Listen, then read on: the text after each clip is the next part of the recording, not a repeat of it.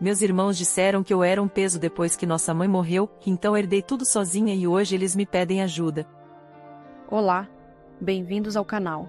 Aqui você encontra histórias emocionantes que vão te prender do começo ao fim. E a de hoje promete ser de tirar o fôlego. Se você gosta de conteúdos assim, já se inscreva, ative o sininho e deixe o seu like. Agora acomode-se e vamos começar. Meu nome é Lúcia, tenho 46 anos, e minha história começa no dia em que minha mãe partiu. Ela se chamava Dona Hilda, uma mulher simples, mas forte como poucas. Criou 3 filhos praticamente sozinha, depois que meu pai foi embora com outra mulher e nunca mais quis saber da gente. Eu fui a mais nova. Sempre fui mais quieta, mais caseira. Enquanto meus irmãos, Jorge e Renato, cresceram querendo sair do bairro, ganhar dinheiro, se meter em negócios e andar de carro bonito, eu fiquei ali, do lado da nossa mãe. Não por falta de opção, mas por amor. Eu cuidava da casa, ajudava no mercado, levava ela às consultas, arrumava a roupa de cama. Quando ela adoeceu, fui eu quem ficou noites em claro. Mas ninguém via isso como dedicação. Meus irmãos diziam que eu era acomodada. Que eu não fazia nada da vida. Que vivia às custas da nossa mãe. Eu tentava relevar. Eles quase nunca apareciam. Ligavam só em datas especiais, mandavam um presente aqui e ali, e se achavam filhos exemplares. O pior de tudo aconteceu quando minha mãe faleceu. Ela vinha lutando há meses contra uma insuficiência cardíaca. Já estava cansada, e eu também. Cuidar dela foi um ato de amor, mas também muito doloroso. Quando ela partiu, senti como se tivessem arrancado meu chão. Não só por perder a mulher que me criou com tanto carinho, mas por saber que agora eu estava sozinha de verdade. O velório foi rápido. Jorge e Renato chegaram no último minuto, de terno caro, e choraram como se tivessem convivido com ela nos últimos anos. Fiquei calada. Era um momento de luto, não de briga. Depois do enterro, vieram as conversas sobre a casa. Era uma casa simples, mas com terreno grande. Valia um bom dinheiro. Bom, agora a gente precisa vender isso aqui, disse o Jorge, direto, como se fosse dono de tudo. Vender? Perguntei, surpresa. A mãe acabou de ser enterrada. Já estão falando de dinheiro. Ah, Lúcia, pelo amor de Deus. A casa tá em nome dela. Agora é dos 3. Você vai morar aqui sozinha por quê? Eu morei aqui a vida toda. Fiquei com ela até o fim. Essa casa é tudo que eu tenho. E a gente não tem nada. Rebateu Renato. Você ficou aqui vivendo de favoranos. Não pagava luz, não trabalhava, não ajudava com nada. A casa é da família, e você não tem mais direito que a gente. As palavras deles me feriram como faca. Me senti uma intrusa na minha própria casa. Tentei argumentar, mas eles já estavam decididos. Ou a gente vende e divide, ou você sai por bem, Jorge disse, seco. No dia seguinte, fizeram questão de aparecer com um papel de acordo entre irmãos para eu assinar. Um advogado conhecido deles tinha preparado o documento. Eu disse que queria pensar. Eles não gostaram. Disseram que eu estava sendo egoísta, que eu não tinha onde cair morta e devia aceitar a ajuda deles para não acabar na rua. Foi aí que eu vi quem eram realmente meus irmãos. 2 semanas depois, sem apoio, sem dinheiro, e sem conseguir bancar uma briga judicial, saí da casa. Peguei minhas coisas, coloquei numa mala emprestada e fui morar num quartinho no fundo da casa da Dona Dalva, uma vizinha antiga que me ofereceu ajuda. Comecei a fazer faxinas. Pegava serviço em casas ali do bairro mesmo. Varri muito chão, lavei muita louça chorando por dentro. Era duro ver a casa onde cresci sendo colocada à venda por pessoas que me chamavam de peso. Mas como minha mãe dizia, Deus escreve certo por linhas tortas. 2 meses depois, recebi uma carta registrada. Era do cartório. Pensei que fosse alguma cobrança atrasada, mas era outra coisa. Minha mãe tinha deixado um testamento. Em segredo. Dentro da pasta estava escrito, com a letra dela: Declaro que minha filha Lúcia é a única herdeira da casa onde moramos e do valor guardado na poupança do Banco do Brasil. Meus outros filhos escolheram não estar presentes.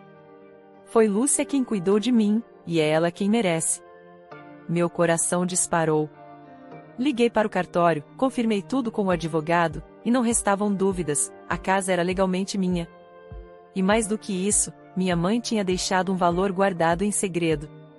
Uma poupança antiga, com juros acumulados, que somava um bom dinheiro. Naquele momento, eu caí de joelhos e chorei. Não era pela herança. Era por saber que, até o fim, minha mãe me enxergou. Me valorizou. Me defendeu mesmo depois da morte. Minha primeira atitude foi cancelar a venda da casa. Me mudei de volta com toda a dignidade que me restava. Arrumei tudo, plantei flores no quintal, reformei a cozinha e coloquei uma plaquinha na entrada, Lar de Lúcia e Dona Hilda. Eu recomecei dali. E o que veio depois? Ah, você vai querer ouvir. Voltar para casa da minha mãe depois de tudo que aconteceu foi como respirar de novo depois de muito tempo debaixo d'água. Abri as janelas, limpei cada canto, reorganizei os móveis do jeitinho que ela gostava. No primeiro dia, dormi na cama dela. Não por falta de opção, mas por carinho. Senti o cheiro do travesseiro, fechei os olhos e sussurrei, obrigada, mãe. Com o dinheiro da poupança que ela deixou, fiz uma reforma completa na casa. Nada de luxo, mas coloquei piso novo, pintei a fachada, troquei o telhado e montei uma pequena cozinha nos fundos. E mais, usei uma parte para abrir um negócio. Sempre gostei de cozinhar e, com o incentivo da dona Dalva, montei uma pequena cozinha caseira para vender marmitas e doces. Comecei vendendo pelas redondezas, a pé mesmo. Depois, comprei uma bicicleta com caixote. Em menos de um ano, meu nome já estava rodando pelo bairro. Comida da Lúcia, todo mundo falava. Gente da cidade toda vinha buscar minhas quentinhas. Consegui montar uma equipe com 2 ajudantes e, finalmente, pude parar de fazer faxina. Eu tinha orgulho de cada grão de arroz que cozinhava. Tudo ali era fruto do meu esforço e do carinho da minha mãe, que me deixou amparada mesmo sem eu saber. E foi assim que a vida foi se ajeitando. Até que um dia, o inesperado aconteceu, Jorge apareceu. Era uma tarde de sábado, chuvosa. Eu estava separando as marmitas do dia seguinte quando ouvi batidas no portão. Fui atender, sem pressa. E quando abri, levei um susto. Jorge? O que tá fazendo aqui? Ele estava diferente. Mais magro, abatido, o cabelo sem corte, os olhos fundos. Posso entrar? Respirei fundo. Não queria confusão. E mesmo sem vontade, deixei ele entrar. Sentou no sofá como se ainda fosse dono de tudo. Então, soube que você tá bem de vida, ele disse, meio sem jeito. Não posso reclamar, respondi, seca. Olha, Lúcia, eu vim aqui para conversar. Sei que a gente brigou feio. Sei que a gente errou com você. Mas, enfim, a vida muda, né? Que bom que você percebeu, falei, cruzando os braços. Agora me diz o que você quer de verdade. Ele hesitou por alguns segundos, depois soltou. Eu tô sem casa. Perdi tudo. Investi num negócio que não deu certo. Tô morando de favor num quartinho emprestado. E, pensei se você podia me ajudar. Eu fiquei em silêncio. Não por não ter o que dizer, mas para ter certeza de que não ia explodir. A imagem dele me chamando de inútil voltou na minha mente como um tapa. Às vezes em que me acusou de a viver de favor dentro da casa da minha própria mãe. Tudo veio à tona. Ajudar? Repeti. É, tipo um quarto aqui no fundo, ou até um trabalho, sei lá. Só até eu me reerguer. Olhei nos olhos dele e disse. E quando eu tava na rua com uma mala na mão, Jorge, você me ajudou? Ele abaixou a cabeça. Eu tava cego, Lúcia. Achei que tava certo. Eu não sabia que a mãe tinha deixado o testamento. Mas sabia que eu tinha cuidado dela até o último dia. Sabia que eu não tinha para onde ir. E mesmo assim me chutou como se eu fosse lixo. Agora que a vida virou para você, quer voltar para casa que você mandou vender? Ele não respondeu. Ficou ali, calado. Desculpa, Jorge. Mas agora quem decide aqui sou eu. E eu aprendi que tem coisa que a gente não esquece. E uma delas é quem nos vira as costas quando a gente mais precisa. Ele saiu sem dizer mais nada. 2 meses depois, foi a vez de Renato aparecer. Eu estava limpando o portão quando vi ele vindo, devagar, meio mancando. Pensei em fingir que não vi, mas ele chegou perto e falou: Lúcia, você pode me escutar? Cruzei os braços. Fala. Eu tô com problema de saúde. Descobri uma doença nos rins. Tô fazendo hemodiálise. Preciso de ajuda para pagar exames, e, enfim. Jorge me contou que você tá bem, que herdou a casa e o dinheiro. Eu não quero me aproveitar, só queria um pouco de apoio. Aquele pedido me bateu diferente. Não era arrogante. Era triste. Sabe o que mais me doeu, Renato? Nem foi você não dividir a casa. Foi ouvir você dizendo pra mim, na cara limpa, que eu não era nada sem a mãe. Que eu era um peso. Que eu devia sair logo pra vocês fazerem o que quisessem com a casa. Você não sabe o que foi sair por aquela porta sem saber pra onde ir. Ele começou a chorar. Eu sei. Eu fui cruel. E tô pagando por isso. Mas eu tô doente, Lúcia, se você puder. Renato, você não sabe o quanto eu queria que tudo tivesse sido diferente. Mas vocês me obrigaram a ser forte sozinha. Agora, eu sou. E essa força me ensinou uma coisa: tem gente que a gente ajuda. E tem gente que a gente deixa aprender com a vida. Ele me olhou com os olhos cheios d'água. Eu senti um nó na garganta. Mas não abaixei a cabeça. Apenas disse: eu não sou má. Só aprendi a ser justa. E o que vocês me fizeram foi muito injusto. Ele foi embora sem insistir. E naquele dia, eu percebi, eu tinha vencido. E dessa vez, nas minhas regras. Depois que Renato foi embora, fiquei parada na porta por um tempo, olhando a rua vazia.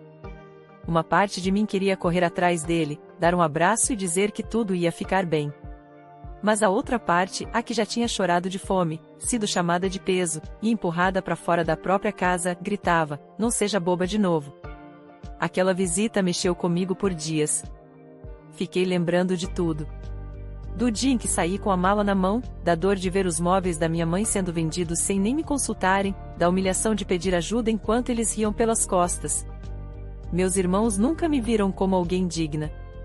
Para eles, eu era a filha que ficou em casa, a encostada, a imprestável. E agora estavam vindo um a um, de cabeça baixa, porque a vida tinha dado a volta. E eu, que fui tratada como um peso, agora era o único alicerce de uma história que eles mesmos destruíram. Cerca de uma semana depois, recebi uma intimação judicial. Pensei que fosse algo ligado à casa, mas era Jorge. Ele estava entrando com um pedido legal para tentar anular o testamento. Alegava que minha mãe não estava lúcida ao escrever. Fiquei em choque. Mesmo depois de tudo, ele ainda queria tirar de mim a única coisa que me restou. Ele não tem vergonha, Carol, disse minha amiga Jandira, ao saber da notícia. Você deu foi muita chance. Era para ter feito eles provarem do próprio veneno faz tempo. Eu só queria ficar em paz, Jandira. Só isso. Mas paz, às vezes, tem que ser defendida. Conversei com o mesmo advogado que cuidou da abertura do testamento. Ele foi direto. Eles não têm chance. Sua mãe deixou tudo muito claro, com testemunhas, data, tudo conforme a lei. Isso vai ser arquivado. Mesmo assim, eu fiquei com medo. Mexeram com algo que, para mim, não era só material, era emocional. Aquela casa era meu refúgio, meu pedaço de memória, o último abraço da minha mãe. Durante a audiência, o juiz mal precisou ouvir tudo para indeferir o pedido. Jorge saiu do fórum ainda mais amargurado. E, dias depois, soube que ele tinha ido embora da cidade, devendo dinheiro e deixando dívidas no nome de conhecidos. Renato, por sua vez, sumiu depois de iniciar o tratamento. Nunca mais apareceu. E ali, com a justiça batendo o martelo, eu senti, acabou. Não só legalmente. acabou dentro de mim também. Acabou o peso que eu carregava no peito, o medo de me afirmar, a vontade de ser aceita pelos dois. Eu não precisava mais provar nada para ninguém. Eu venci. Com minha dignidade, minha verdade, e minhas próprias mãos. Naquela mesma semana, recebi um convite inesperado. Uma escola municipal do bairro me chamou para dar uma palestra sobre empreendedorismo feminino. Queriam que eu contasse minha história para inspirar outras mulheres.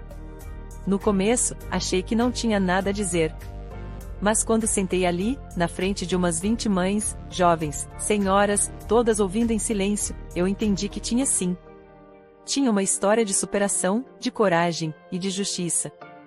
Falei sobre como fui expulsa da própria casa, sobre o tempo que morei no quartinho da dona Dalva, sobre as marmitas que vendi na chuva, e sobre a herança que minha mãe me deixou, não só em papel, mas em exemplo.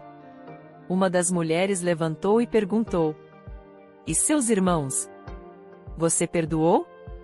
Pensei por um momento antes de responder. Não sei se a palavra certa é perdão. Mas hoje, eu não carrego mais raiva.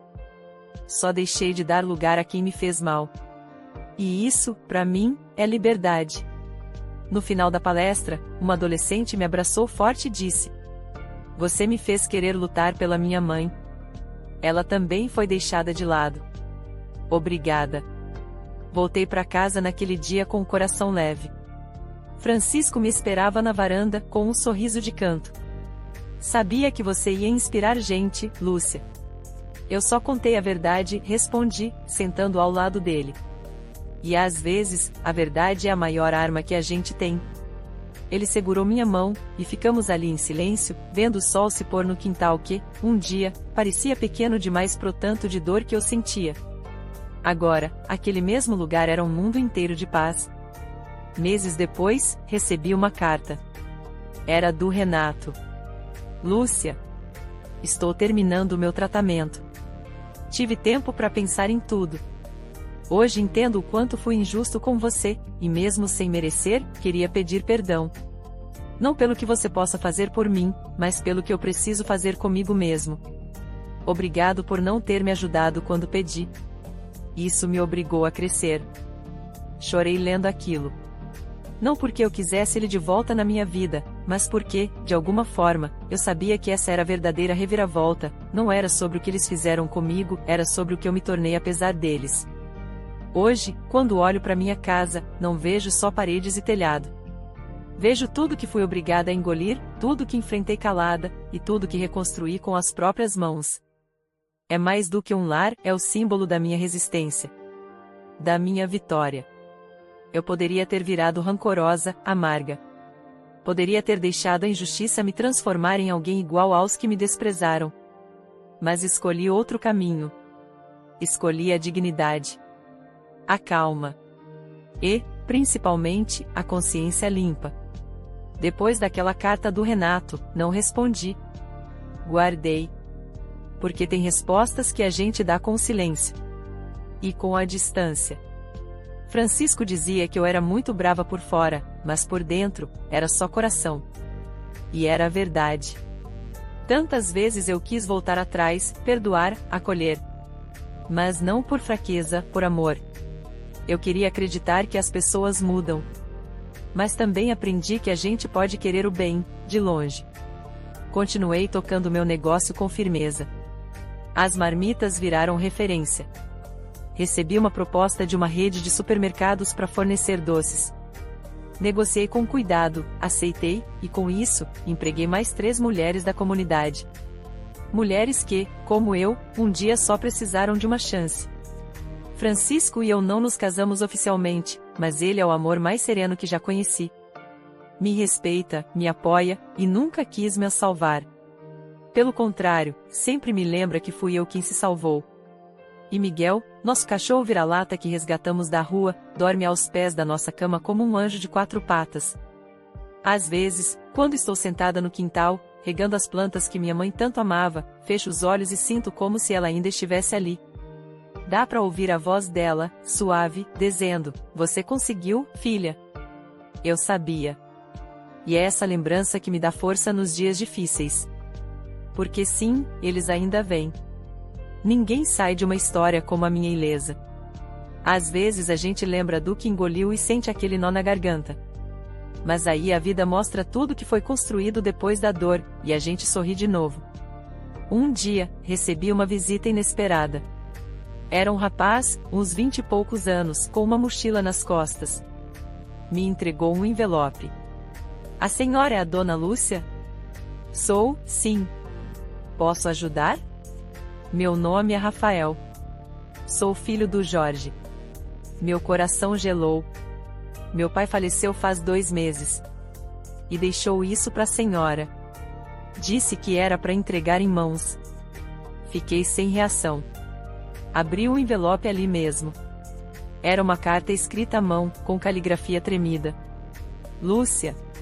Se você estiver lendo isso, é porque eu já fui embora. Não peço perdão, porque sei que não mereço. Mas queria que soubesse que tive tempo de entender tudo. Você foi a única que ficou. E eu, que achei que estava certo, acabei sozinho. Você venceu. Se algum dia puder olhar para trás com menos dor, saiba que, do meu jeito torto, eu admirei a sua força. Jorge. Fechei o envelope com os olhos cheios de lágrimas. Rafael ficou parado, sem saber o que fazer. Convidei ele para entrar.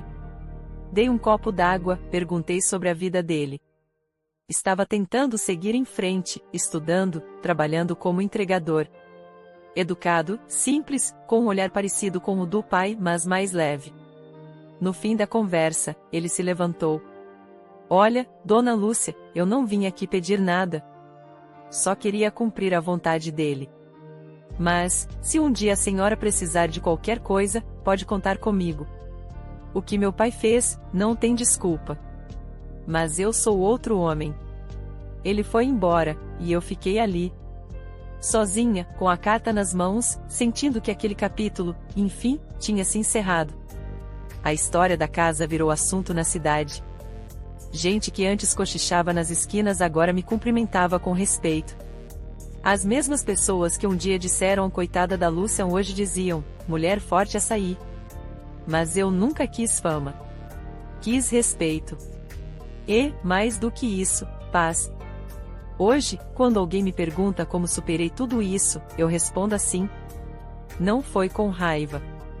Foi com trabalho. Não foi com grito. Foi com silêncio. E não foi por sorte. Foi porque eu escolhi não aceitar menos do que eu merecia.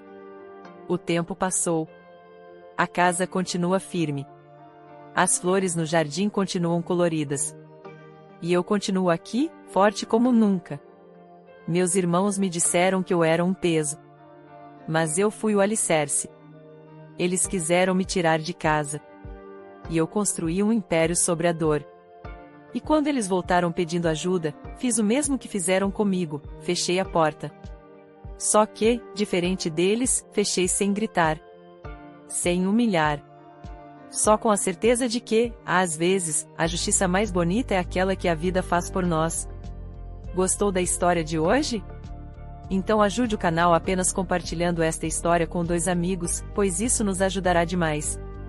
Comente a sua opinião, e se inscreva no canal, para receber nossas belas histórias, ative também o sininho das notificações.